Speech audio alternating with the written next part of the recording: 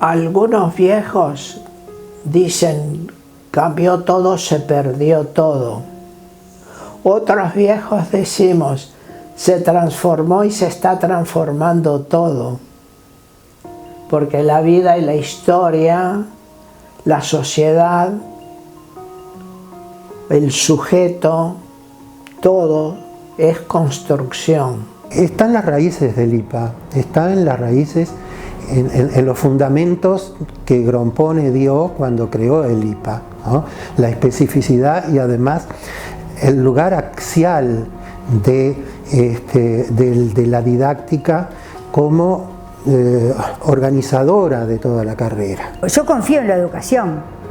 Por algo me dediqué a la educación y sigo trabajando en educación. Yo confío en la capacidad de transformación de la educación, que por supuesto siempre es parcial, generalmente es individual, generalmente es mínima con respecto a todo lo que tenemos por delante, pero bueno, es lo que se puede desde donde estamos. No se puede ser profesor de didáctica si no se ha hecho la experiencia de ser profesor escriptor. El Instituto de Profesores Artigas no pudo y no supo, y el Sistema General de Formación Docente, generar una característica universitaria que es la del acervo. ¿Dónde están los conocimientos? ¿En la memoria? ¿En las prácticas? ¿En dónde? Los estudiantes tienen que irlo descubriendo en el ejercicio de la carrera, de la práctica y de la vida, y irse formando como personas. Y eso es cada vez más difícil, ¿no? No está todo perdido. Hay que tener esperanza. No se puede educar sin esperanza. Los primeros años del IPA los hice en el edificio que sigue intacto, no sé si funciona algo ahí, de calle Sarandí entre Misiones y Zavala. Y tuve a dos grandes profesores que guardo en mi memoria de una manera predilecta, a José Pedro Díaz y a Mercedes Ramírez. De ellos aprendí mucho. Ahora, debo hacer estas precisiones.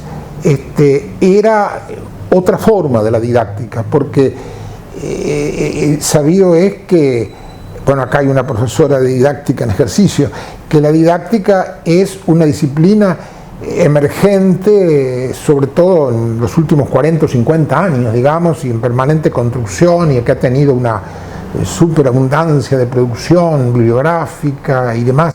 Yo soy un poco anterior a ese periodo. Yo soy docente concursado, no egresado.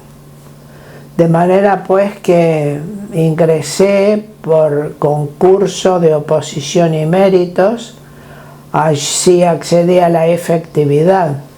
Y en materia de didáctica, por lo tanto, no tuve la experiencia del IPA, tuve una experiencia paralela que fue la de la Facultad de Humanidades y Ciencias, donde yo fui colaborador honorario del profesor Roberto Ibáñez en la Cátedra de Literatura Uruguaya y asistí en calidad de tal un periodo en las aulas de Paco Espínola y de Esther de Cáceres, de manera que mi situación es muy singular en este sentido, con una componente autodidáctica muy fuerte, muy marcada, y con pautas muy intensas de los maestros en el medio siglo XX, en los comienzos del medio siglo XX, cuyas figuras tenían un papel y una fuerza rectora muy importante. Al poco tiempo de haber ingresado al instituto, Zácate, intervinieron en el instituto. Y ahí ya estaba rendida, porque me di cuenta de que en realidad, fuera donde fuera, la intervención iba a ser un hecho incontrastable. Bueno, en fin, hicimos porque el concepto de generación todavía estaba muy presente, que es un problema que yo creo que hoy en el instituto habría que considerarlo, que la generación como cohesión de cabezas y de esfuerzos y de voluntades y de visiones se ha perdido. Pero bueno, mi generación, de la cual conservo los amigos de toda la vida, transitamos entonces en dictadura. Rápidamente nos pusimos en pie de batalla con algunos profesores que sentíamos que eran realmente individuos que no estaban preparados para ejercer en los cargos o para dar las cátedras o las clases que estaban dando, y porque además se destituían los otros, los consagrados. Bueno, en didáctica tuve, por ejemplo, una profesora que daba sentencias. Entonces decía, me acuerdo perfecto una clase, bueno, un poema se empieza por el título. Y bueno, en fin, y eran sentencias, no eran recetas inamovibles.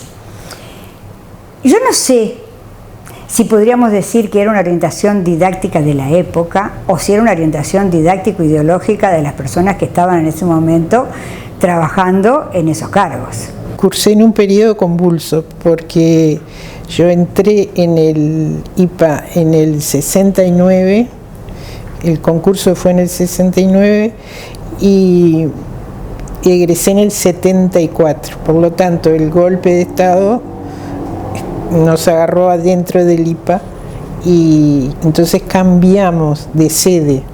Estábamos en Sarandí nosotros y nos trajeron al IABA. El tercer año y el cuarto año, 73, 74, lo hicimos en el IABA. Lo empezamos en el 73 todavía en Sarandí, pero después del golpe de Estado esto se cerró y vinimos al IABA. ¿Quiénes fueron mis profesores? Mis profesores fueron Mario Delgado Robaina y Nelly Trapanese. Fueron no muy... en el 73 prácticamente no dimos clase. Nos suspendieron las clases, no se dio y sobre fin de año dimos unos cursos intensivos y que nos permitieron dar examen. Entonces, clases de didáctica en el 73 no tuvimos. Fue muy convulso, fue complejo. Después nos enteramos que a nosotros nos decían generación maldita porque en realidad decían que no sabían lo que pensábamos. Si apoyábamos, si no apoyábamos, qué pasaba. Y bueno, y después los filtros los hicieron para entrar a trabajar. Bueno, la influencia de la dictadura cívico-militar fue decisoria e indiscutible. Seres perseguidos, si estaban aparentemente libres, pero perseguidos, seguidos, espiados, bichados continuamente, sospechados, puestos en tela de juicio, terminaron de hacer el resto. Las cesantías, las destituciones, las prisiones y el relevamiento de ellos por otros reclutados según criterios políticos flagrantes y de la peor flagrancia, trajeron un trastrocamiento al interior de los establecimientos radical. Y fue un factor de perturbación enorme adentro del IPA, tremendo. ¿Quiénes fueron mis profesores de metodología? Recuerdo solo a Felicia Salazar. Estaba Magda Olivieri, pero no podía ser mi profesora porque era mi tía. Entonces, ¿quién me dio clase de metodología, que era una vez por mes, según lo que leí en la expresión del certificado de estudio? No recuerdo. No recuerdo reflexión teórica, no recuerdo compartir con colegas. Sí recuerdo algo de el impulso intuitivo, la búsqueda, y todo muy centrado en los conocimientos, en lo que hoy se llaman contenidos, mal dichos. Era eso.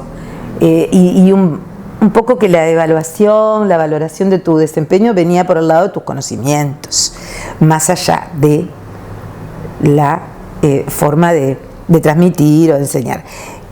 Estábamos en los epígonos del plan 41, porque no, fíjense que el plan siguiente fue el 76, yo ya estaba fuera, había egresado del IPA, estaba echada, así que no estaba ahí.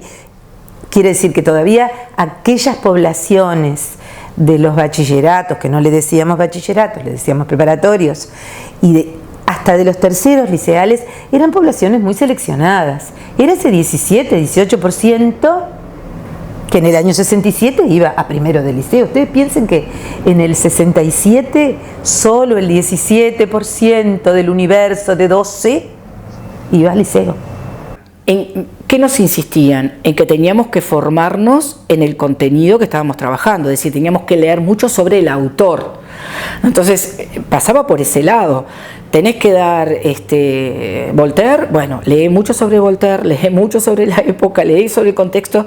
No, yo no recuerdo, realmente no tengo registro de tener lecturas teóricas. Y la carpeta, famosa carpeta de didáctica que existía también en esa época, era la suma de las planificaciones. Yo la tengo todavía, y eran las planificaciones de cada clase lo que nos pedían. No había reflexión, no había narrativas, no. Pero en aquel momento todavía era, digamos, una disciplina que, por decirlo de alguna manera, tenía casi una limitación o una acotación puramente empírica, funcional, en el sentido de que las clases, vamos a entendernos, no es que estuviera exenta de teoría, pero sobre todo estaba el desarrollo del curso y del currículum estaba centrado en la observación y en el análisis y en el estudio de la clase. Y desde ese punto de vista, tanto José Pedro Díaz como Mercedes Ramírez fueron de una riqueza impresionante, no solo por su formación, por su conocimiento, por su sensibilidad, en fin, por su rigor. Lecturas teóricas, yo diría que casi había muy pocas. Estamos hablando, vamos a entendernos, ¿no? Yo ingresé al IPA en 1967, hasta el 71 o 72, es decir, que estamos hablando de los últimos años de la década del 60. De manera que las lecturas teóricas eran muy acotadas, por eso insistía en que el centro estaba en la observación y en la práctica misma docente. Y ellos hacían hincapié fundamentalmente, y si habrá habido materia para eso, en el tratamiento de los estudiantes, en el relacionamiento con los estudiantes, en la dinámica de la clase, en el ejercicio de la transmisibilidad y de la comunicación, pero ese era el centro. Llegó a estar por reglamento. A las chicas les corregían si no tenían una chaqueta que cubriera las caderas, pero eso llegó a estar por reglamento para las docentes en enseñanza secundaria, que si iban de pantalones tenían que estar con algo que cubriera por debajo de las caderas y cosas por el estilo. También había otra profesora de didáctica, que ni el nombre recuerdo, que decía que las chicas tenían que ir de falda y con medias, con medias de seda o con las medias translúcidas, aquellas que se seguirán usando, e indicaban la forma de peinarse, la forma de maquillarse o no maquillarse, en fin, y eso estaba en la evaluación de la clase también en algún momento, que ahora nos parece totalmente ridículo, ¿no? Lo que podríamos marcar como mayor diferencia con la actualidad es que era una didáctica exclusivamente casi vinculada a lo metodológico. Es decir, lo que yo recuerdo, además de mis clases teóricas, que es poco, recuerdo mucho más de las prácticas, sí, recuerdo perfecto las clases con Gustavo Martínez, con Roger Mirza. De la didáctica teórica recuerdo menos, pero lo que recuerdo tiene que ver con cómo se trabaja un texto. Es decir, nosotros dábamos la clase, una daba la clase y los demás hacíamos el comentario de, bueno, cómo trabajar un texto lírico, cómo trabajar la narrativa, cómo usar el pizarrón, pero es eso, ¿no? Cómo implementar una estrategia o una metodología para trabajar un texto. Y creo que, por suerte, la didáctica se ha ido enriqueciendo y es mucho más que eso.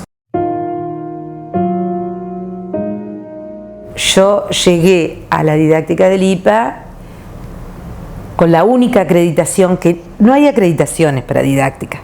Didáctica según la matriz del IPA Plan 86, que en mi perspectiva fue el mejor de todos los planes del IPA, creo que el que hicieron ustedes, el mejor, y sigue siendo el mejor, el más integrado, el más erudito, el mejor formado, todo el mejor.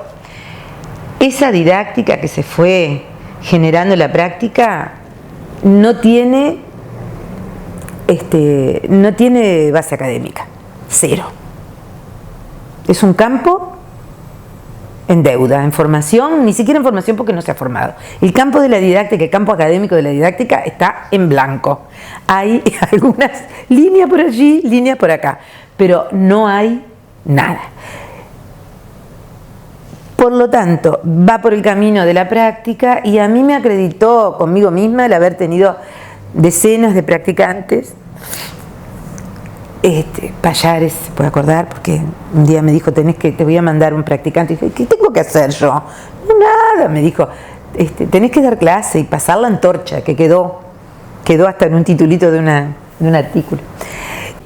De esa didáctica que yo cursé, al momento en el que yo empecé a trabajar como profesora de didáctica, hubo un golpe importante y un cambio de paradigma, porque en el medio surgió, por suerte, para mi gusto, la pedagogía y la didáctica crítica, ¿no? Es decir, entonces era imposible repetir modelos porque se nos dio vuelta, ¿no?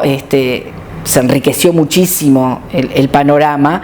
Siempre trabajé, porque lo fui elaborando con mis maestros en humanidades y por mi reflexión, bajo el principio permanente del trabajo con una doble epistemología, sin la cual no hay didáctica valedera.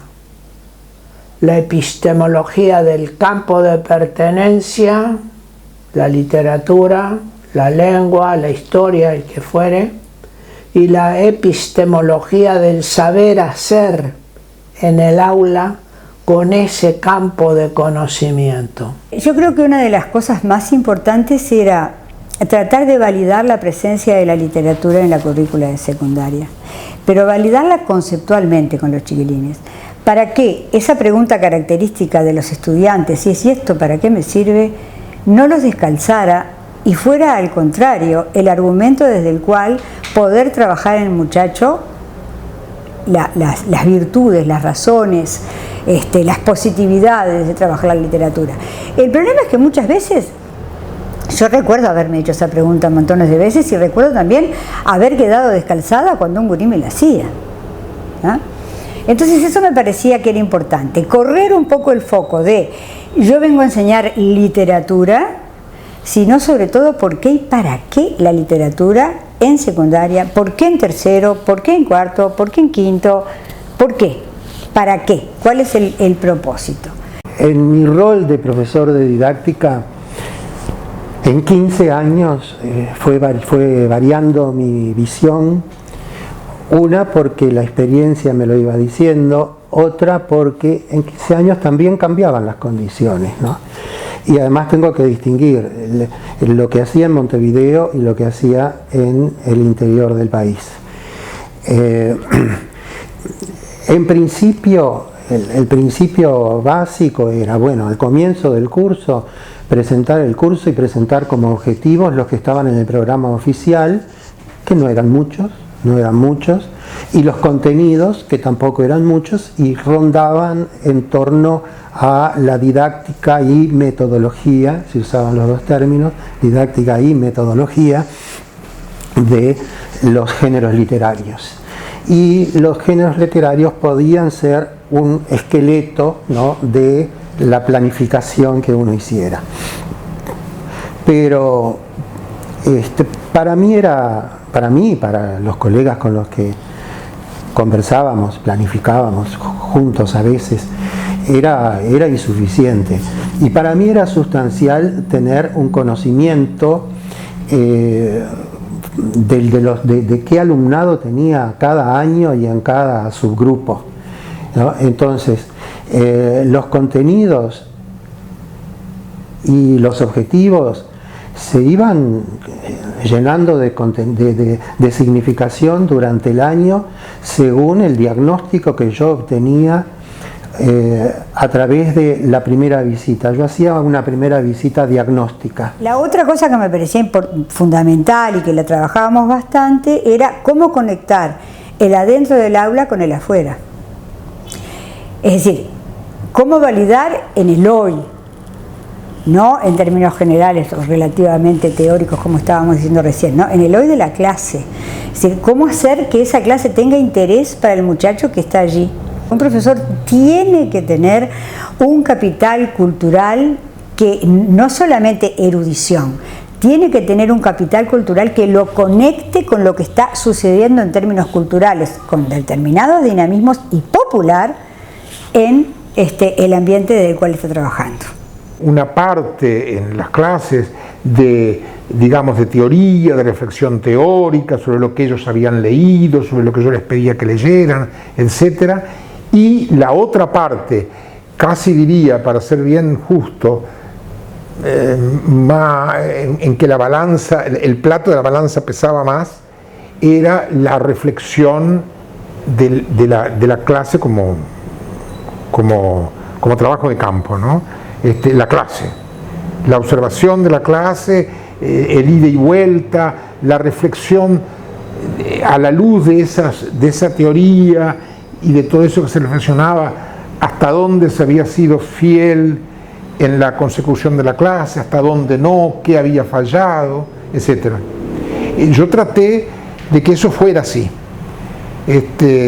Reitero, para terminar esto, que sí, creo que tal vez tributo de la época, no sé si para bien o para mal, visto desde ahora, pero siento que yo trataba de darle más peso al ejercicio de clase. Bueno, hubo sí cierta influencia de las corrientes estructuralistas, después de la semiología, después de algunas tendencias venidas de la gramatología, que en términos generales generaron ciertas propensiones, pero son académicamente deseables, académicamente naturales, que se produzcan como consecuencia de la tarea de investigación.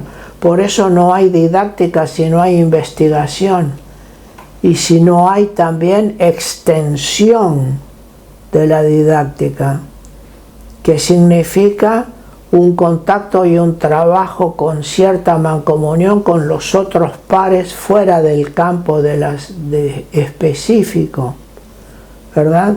Entonces,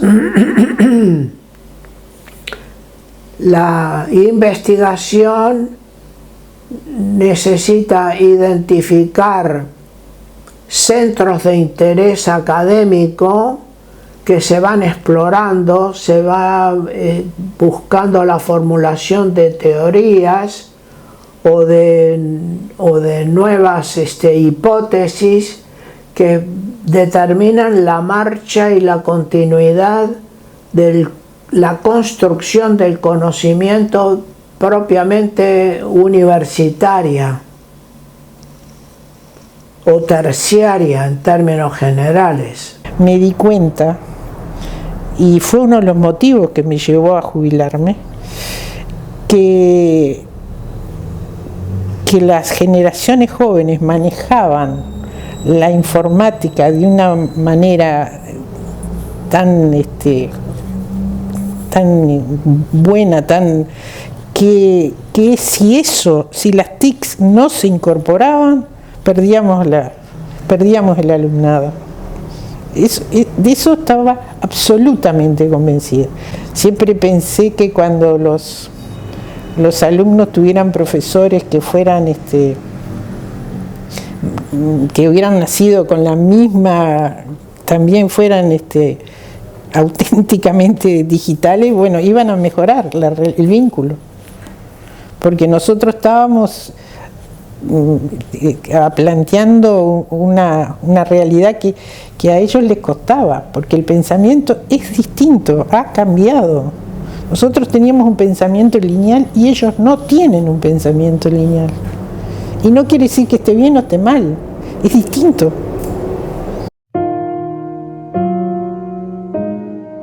Muchas veces, para muchas cosas, me acuerdo del título que Elena Romiti le puso a un manual que hizo hace muchos años y tuvo más de una edición para estudiantes de tercer año. ¿Cómo es tu isla? Y me pareció tan acertado. Después de la primera vez que vi ese título, y dije, pero ¿qué quiere decir esto? ¿Qué tiene que ver? Después que lo pensé, es tan acertado ese título, porque cada uno de nosotros, al cerrar la puerta del salón, está en una isla, en una tarea que no es solitaria, porque estamos trabajando con todos los estudiantes, pero sí el rol nuestro, ¿no? El rol nuestro es un rol muy solitario. Incluso cuando preparamos las clases, cuando corregimos escritos, un montón de cosas. Y sí, nos vamos aislando en cierta medida, y esa isla se rompe cuando entra el practicante, ¿no? Y hay que lograr que el profesor adscriptor, sobre todo cuando toma practicante por primera vez, no sienta que entra un intruso, sino que entra alguien que pasa a ser parte de un equipo, ¿no? En un rol intermedio, pero sobre todo el rol docente, que parece mentira, pero no todo el mundo lo entendía. Lo primero era sembrar el principio y la obligación de una interacción franca, leal y fecunda, porque es una de las más importantes formas de aprendizaje que tenemos los docentes. La interacción con nuestros pares, no en un mero intercambio, sino en ese proceso de apropiación en otra instancia similar, aunque más rica y más profunda y compleja de la que referí hace un momento. Así que el practicante con el docente en una interacción continua, en una actitud de recepción y de atenta vigilancia de los propios procesos. El vínculo con los adscriptores, bueno, ha sido digamos, diverso. Hay una ventaja, que yo me conocía con casi todos los profesores adscriptores, o porque habían sido contemporáneos en el IPA, o porque habíamos participado de jornadas, en fin, era raro que no me conociera con alguno de los adscriptores, y eso abría mucho las puertas. Pero siempre yo fui profesor adscriptor antes de ser profesor de didáctica. Me hubiera gustado ser más tiempo profesor adscriptor, pero claro, al empezar a ser profesor de didáctica, caía nuestra condición por ética, ¿no? No es que hubiera una prohibición, pero nos parecía que no correspondía. Fue una decisión que tomamos los profesores de didáctica de nuestra generación. El ascriptor es el apoyo del estudiante y es muy formativo.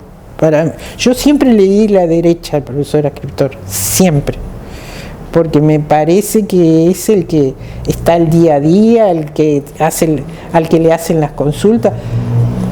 A mí rara vez me llamaba un chiquilín para decirme: Patricia, mira, no sé qué hacer con esto. Lo resolvía con el ascriptor.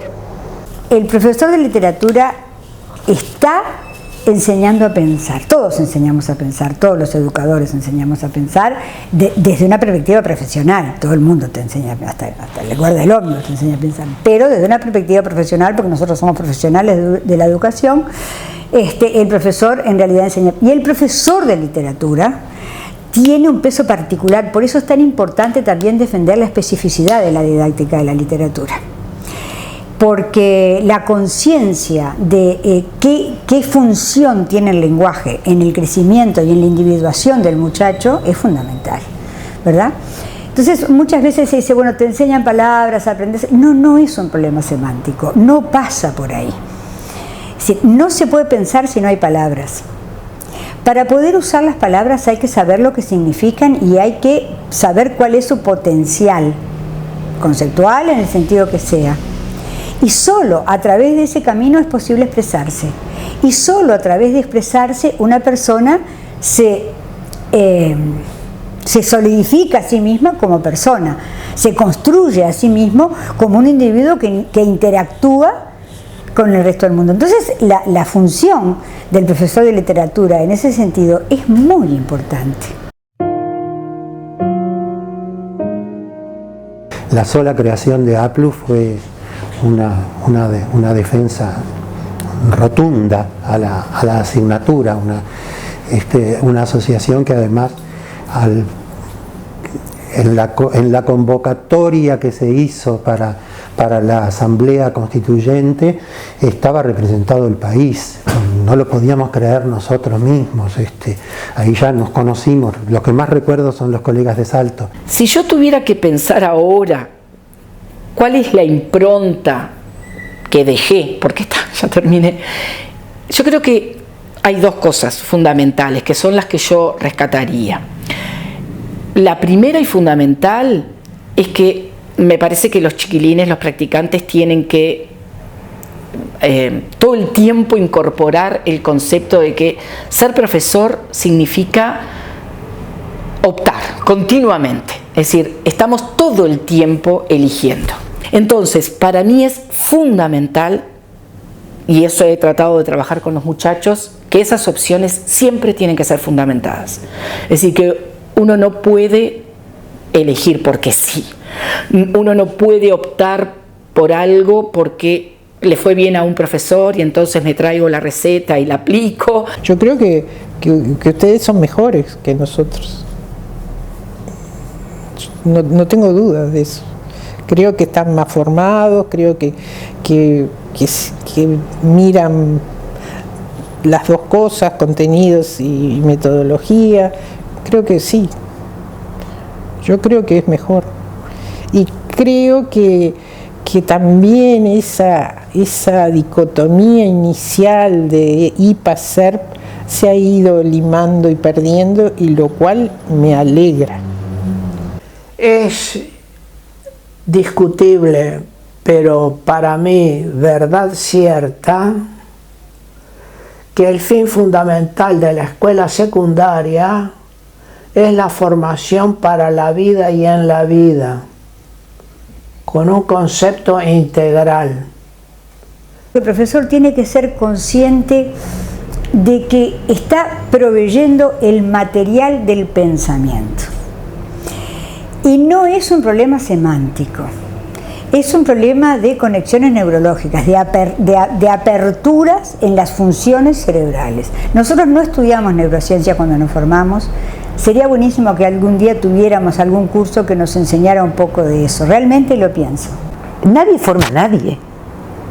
Uno está en el lugar de la formación del otro ahí, pero hay que ser humilde. Yo puedo corregir o puedo incidir o valorar o sugerir una propuesta motivacional o una forma de discurso, pero yo no te voy a decir cómo vas a ser profesor, porque vas a ser vos mismo. Vos sos profesor con tu identidad, con tu personalidad, con tu historia, con tu acervo, con tu compromiso, con tu ética. Entonces, ¿qué didáctica? Es una cosa complicadísima. Tenemos que formar dialogantes y no monologantes. Y ahora, sin embargo, lamentablemente estamos en esa otra onda ligada a la transmisión de competencias, palabra que detesto, de competencias, una formación para la rentabilidad, para la gerencialidad, para, bueno, todo lo que ya sabemos, ¿no? Todo lo contrario a lo que son y deben ser los fines de nuestra materia. Y eso es lo que sobre todo tienen que descubrir los estudiantes, ¿no? Sin compromiso, sin empatía, sin encariñamiento, tampoco hay didáctica y tampoco hay aprendizaje. Ni de esta asignatura, ni de los aspectos técnicos más sofisticados en la NASA o donde se nos ocurra. Sí, la empatía, en una palabra, el amor por lo que uno hace y por lo que se hace y para qué se lo hace, es un motor de una energía poderosa.